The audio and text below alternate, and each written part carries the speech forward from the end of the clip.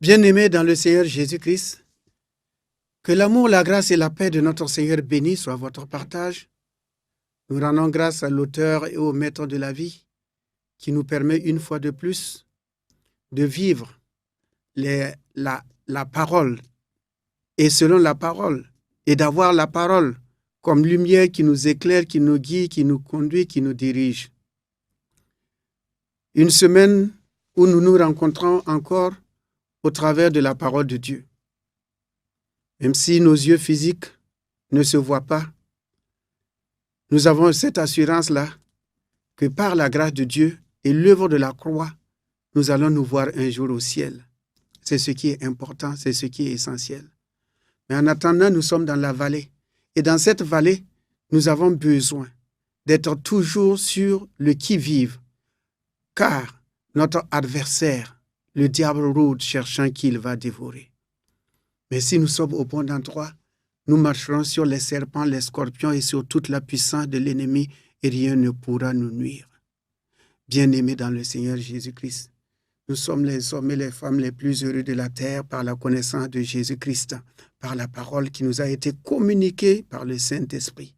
Ainsi, bien-aimés dans le Seigneur, étant dans le mois du Saint-Esprit, le Saint-Esprit nous révèle la parole, ce qui est caché. Il prend de ce qui est à Christ et nous l'annonce, tantôt d'une manière, tantôt d'une autre, afin que nous soyons édifiés pour le perfectionnement du corps de Christ, afin que les uns et les autres soient affermis dans la foi en Christ Jésus. Bien-aimés frères et sœurs, nous allons partager la parole de Dieu avec pour thème les réalités de la croix. Car le Saint-Esprit est venu, c'est pour nous révéler Christ et Christ seul. Et dans le mois de l'Esprit Saint, nous avons le privilège d'être en communion avec lui. Ainsi, nous allons lire dans le livre de 1 Corinthiens au chapitre 2, du verset 1 à 5. Il est écrit, « Pour moi, frères, lorsque je suis allé chez vous, ce n'est pas avec une supériorité de langage ou de sagesse que je suis allé vous annoncer le témoignage de Dieu. Car je n'ai eu la pensée de savoir parmi vous autre chose que Jésus-Christ et Jésus-Christ crucifié. Et moi-même, j'étais auprès de vous dans un état de faiblesse, de crainte et de grand tremblement.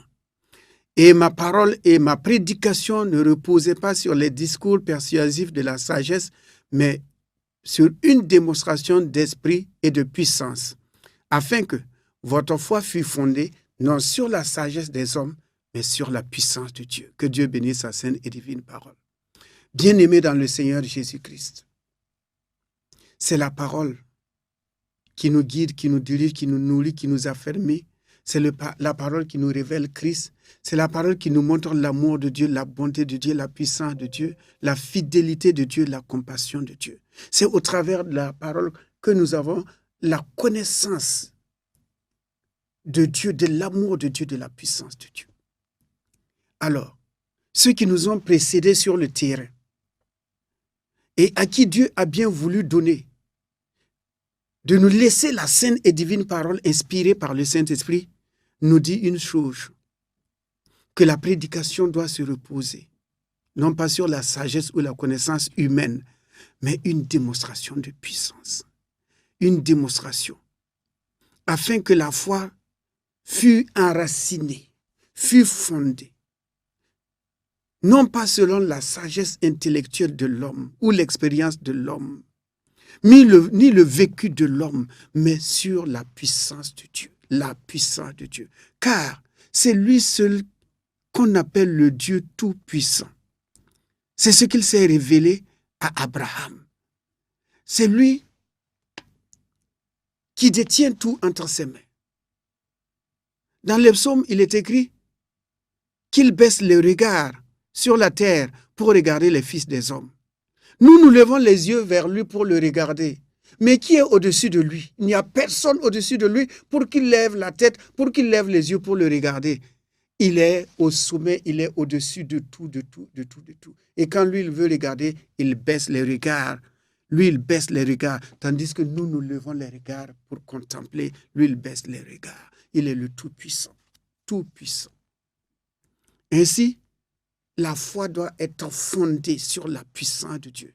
Et la puissance de Dieu nous a été révélée que la croix, c'est la puissance de Dieu, c'est la sagesse de Dieu.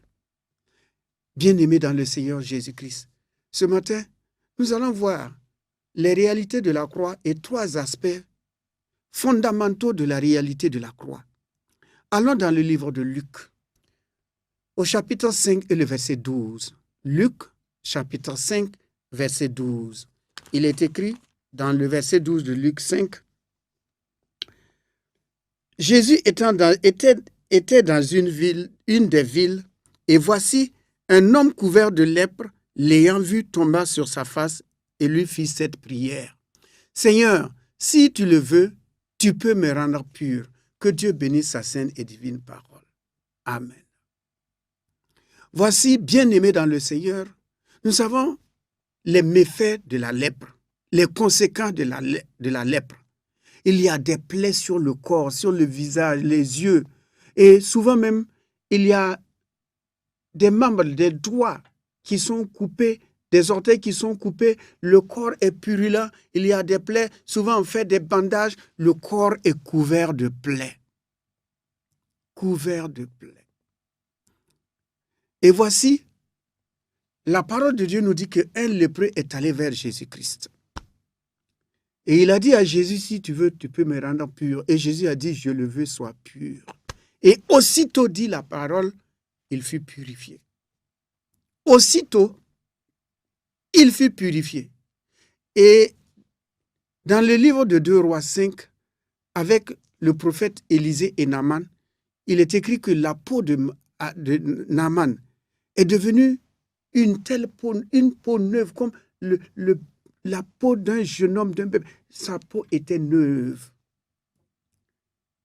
Et Jésus a aussitôt dit, je le veux, sois pur. Et où sont rentrées ces plaies?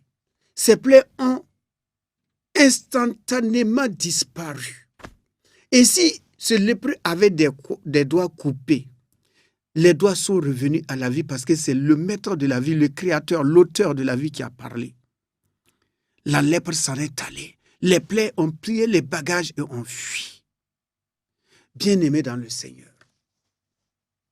Mais voici que dans la maison de Pilate, celui qui rend des peaux neuves, celui qui guérit les plaies,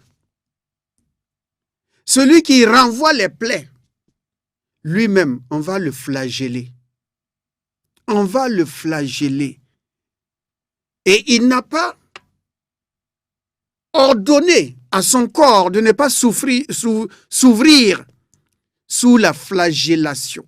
Il a laissé son corps s'ouvrir. Lui qui guérit les plaies, lui qui est capable de guérir les plaies, qui, même les estropiés, les paralytiques, il les guérit. Celui-là qui guérit les plaies, voici qu'il permet à son corps de s'ouvrir, qu'il y ait des blessures dans son corps. Pourquoi? Afin que cette écriture soit accomplie.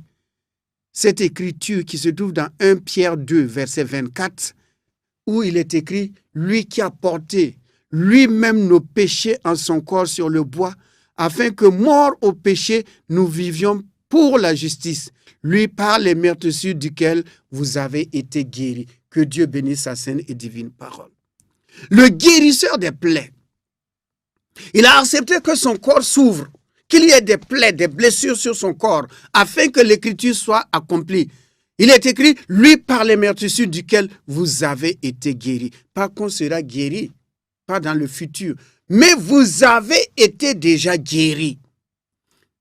Il a dit, Père, cette écriture doit s'accomplir coûte que coûte. Je suis venu pour ce but-là. Oui, tu m'as donné l'autorisation de guérir les plaies, mais moi-même j'accepte ces plaies-là. Je prends ces plaies sur moi afin que l'écriture soit accomplie. Bien-aimé dans le Seigneur, si tu es malade dans ton corps, la prescription médicale de Dieu, l'ordonnance divine est simple. Meurtrissure, je suis guéri. Les meurtrissures de Christ, je suis guéri. Au travers des meurtrissures de Christ, je suis guéri. Si tu es malade ce matin dans ton corps, Si tu es souffrant dans ton corps, voici la prescription médicale. Celui qui guérit les plaies, il a accepté que son corps soit ouvert afin que, au travers de ses meurtrissures, tu aies la guérison. Si tu es malade, que la grâce de Dieu, les meurtrissures de Jésus-Christ, le baume de Galate apporte la guérison dans ce corps-là, au travers de ces meurtrissures. Reçois ta guérison dans le nom de Jésus-Christ. L'homme qui était à la piscine, 38 ans de maladie, Jésus est arrivé, il lui a dit, prends ton lit et marche. Il ne savait même pas qui c'était. Il ne savait pas qui était Jésus. On lui a posé la question, qui t'a guéri? Il dit qu'il ne sait pas. Mais la parole de Dieu dit que plus tard, Jésus le trouva dans le temple. Jésus le trouva dans le temple. Mais Jésus lui dit, te voici guéri. Fais attention, ne pêche plus, afin qu'il ne t'arrive rien de pire. Pourquoi? Parce qu'on peut aller à l'église. Il a été guéri, il peut aller à l'église. En effet, on peut aller à l'église. On peut prêcher. On peut enseigner. On peut gagner des âmes. Cependant, lancer des lances sur les oins. Faire la guerre aux oins. Chasser les appelés. On peut aller au temple, aller à l'église. Cependant, on manque de pardon. On désobéit à la parole de Dieu. Cependant, on peut aussi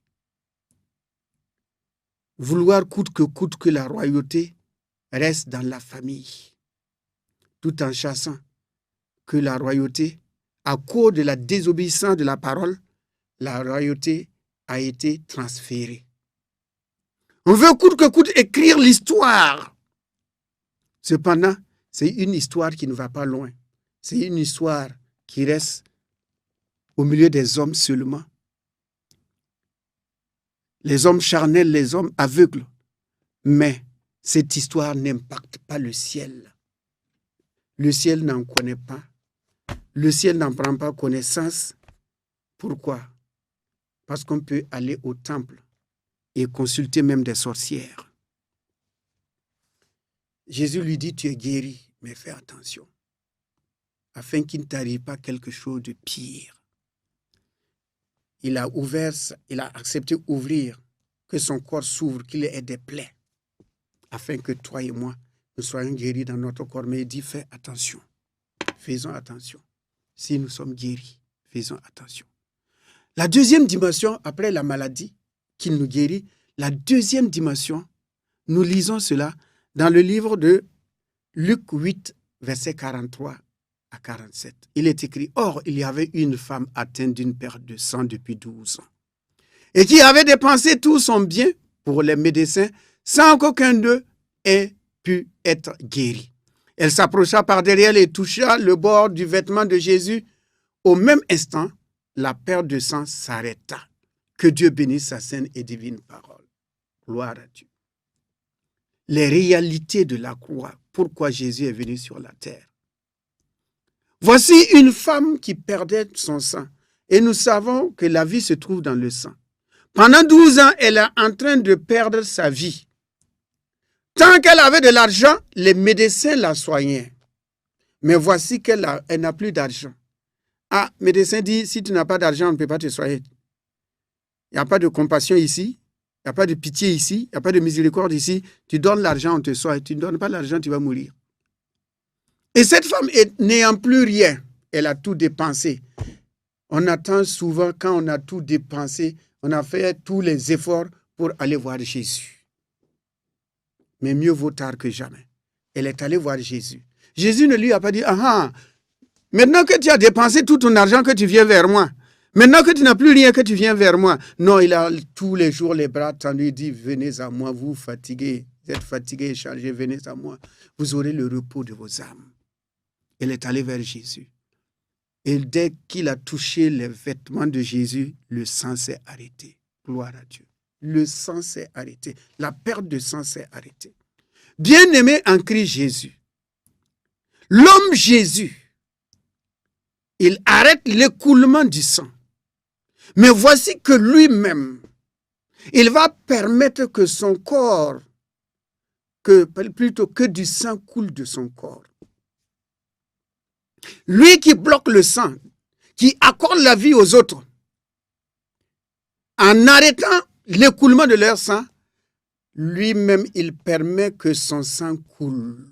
Il autorise que son sang coule de son corps. Les voies de Dieu ne sont pas nos voies. C'est incompréhensible, c'est une folie. Comment quelqu'un qui peut arrêter l'écoulement du sang des autres, lui-même, il permet que son sang coule de son corps. C'est à quelle fin, dans quel but, c'est pourquoi. C'est pourquoi, oh Jésus, c'est pourquoi, toi qui es capable de bloquer, d'arrêter l'écoulement du sang, pourquoi laisses-tu ton propre sang qui est sans péché couler? Pourquoi tu avais la capacité de bloquer, de dire à ton sang, tu ne sors pas? Mais à cause de ton amour pour nous, à cause de ta compassion pour nous, à cause de ce que tu voulais, que nous soyons vainqueurs, nous soyons des triomphateurs, nous soyons des victorieux, des œuvres démoniaques sataniques. Car il y a la vie dans le sang. Il y a la puissance dans le sang de Jésus-Christ. Il y a le règne dans le sang de Jésus-Christ. Il y a la paix dans le sang de Jésus-Christ. Il y a la communion dans le sang de Jésus-Christ. Tu as permis que ton corps se vide de son sang. Alors que tu ne pouvais l'arrêter. Tu pouvais l'arrêter, Jésus. Tu pouvais l'arrêter. Par amour pour nous. Par amour pour nous. Bien-aimés dans le Seigneur Jésus-Christ. Les réalités de la croix. Si tu as un problème de sang, sache que le sang de Jésus, celui qui bloque le sang des autres, qui répare le sang des autres, qui guérit le sang des autres, qui apporte la vie dans le sang des autres. Pourquoi Jésus, tu laisses ton sang couler? Alors que tu pouvais ordonner à ton sang de ne pas couler. Tu pouvais ordonner à ton sang de ne pas couler. Voilà pourquoi, bien-aimé, si tu as un problème de sang, lui, son sang vient pour te guérir. Si tu as un mensuel où le sang coule beaucoup, lui, il est venu pour bloquer cela. Parce qu'il a permis à son sang de couler. Si ton sang est souillé, malade, si ton sang coule de ton nez ou de tes oreilles, quelle que soit la partie où ton sang, tu perds du sang, lui, il bloque ton sang qui coule et il permet à son propre sang de couler afin que toi, tu reçoives la vie. Tu reçoives la vie. Donc, reçois la guérison au travers du sang de Jésus-Christ qui a coulé à la croix. Car dans le livre de Jean au chapitre 19, il est écrit au verset 34, « Mais un des soldats lui perça le côté avec une lance et aussitôt il sortit du sang et de l'eau. » Que Dieu bénisse sa sainte et divine parole. C'est là, mon frère, ma sœur, que ton sang a été purifié. Ton sang a été purifié par le sang qui a coulé de Jésus-Christ. Reçois ta guérison au nom de Jésus. La troisième dimension de la réalité de la croix, nous trouvons cela dans le livre toujours de Jean, au chapitre 19, du verset 23 au verset 24. Il est écrit, les soldats, après avoir crucifié Jésus, prirent ses vêtements et en firent 4 parts. Une part pour chaque soldat. Ils prirent aussi sa tunique qui était sans couture, d'un seul tissu, depuis le haut jusqu'en bas. Et ils dirent entre eux, ne la déchirons pas, mais tirons au sort à qui elle sera. Cela arriva afin que s'accomplisse cette parole de l'Écriture. Ils se sont partagés mes vêtements, ils ont tiré au sort ma tunique. Voilà ce que firent les soldats. Que Dieu bénisse sa sainte et divine parole. Amen. Bien-aimés dans le Seigneur, c'est pas n'importe quel, ce sont des soldats. Ils ont quand même une rémunération, ils ont un salaire, ils ont leur solde à la fin du mois. Mais ils ont vu plusieurs personnes mourir à la croix. Mais, parmi ces milliers de morts à la croix, je ne sais pas si c'était leur habitude, mais ici, là, ce qui a été écrit pour nous, c'est que les vêtements de Jésus, gloire à Dieu, devaient être des vêtements somptueux, des vêtements riches. Voilà pourquoi les soldats se sont partagés ces vêtements-là. Pourquoi n'ont-ils pas partagé les vêtements des voleurs? Parce que c'était peut-être de la friperie. C'était des vêtements sans valeur. C'était des vêtements qu'on ne pouvait pas porter et se faire remarquer.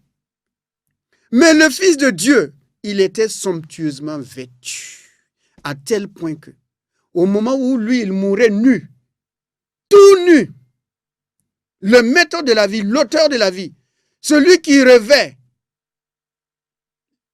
les lits des champs,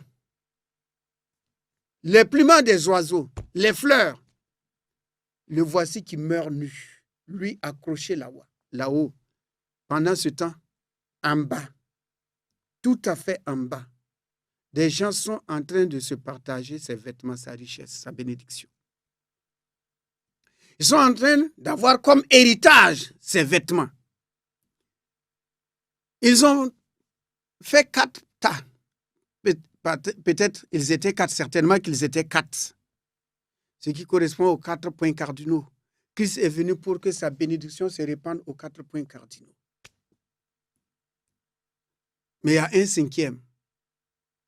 La grâce, celui qui était au milieu, la grâce, la tunique. Il est dit qu'il était d'une seule coupe. Ah oui. Coupe, une seule. Il n'y a pas de couture, il n'y a rien qui est passé dedans. Il n'y a rien qui est passé dedans. Et ils ont dit tirons au sort. Pour savoir à qui cette belle tunique doit revenir. Voyez-vous, bien-aimés dans le Seigneur, l'Écriture dit ceci, qu'il était riche en tout. Il était riche. Mais il s'est fait pauvre afin que toi et moi nous soyons enrichis. Par sa mort, il a enrichi ces soldats romains qui représentent l'humanité. Il les a enrichis. Ce qui veut dire que Dieu nous enrichit en Christ Jésus par sa mort.